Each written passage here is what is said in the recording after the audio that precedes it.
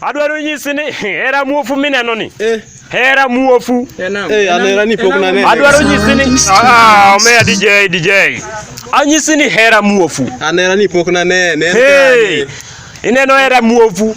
E gimo miyo nadhi hera wa momiyo kata sani achwanyora yo kochacha. To ka giko ir dhako ni hera muofu. Adwaro nyiso kenda chaka nyis jopiny mawinja. Iwinjo gini wuoyi matin.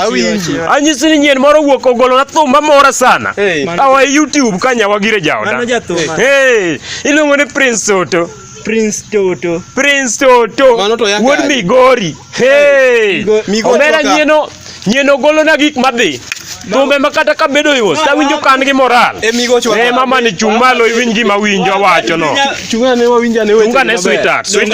Chungane.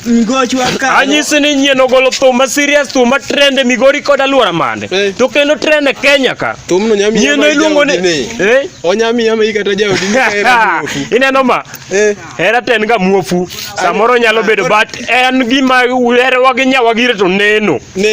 Anyisi ni Prince Toto wo Migori. Nyieno biro mayore. To kare kupana wuondu.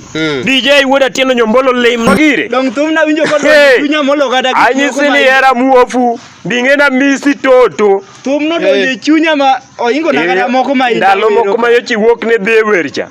Na misi seriously. Adwaro nyisi ni dong me kanisa. Nyawagire le mos. Omera wuoyi matin. Iwinjo kit thumba nyieno go.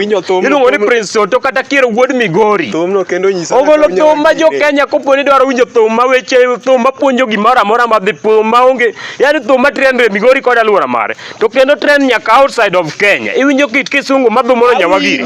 Anyisi ni wang' ni Prince Toto wo Migori obiro mayore. To kare kipana wuondi Nyawagire. Wang' ni ateri e challenge.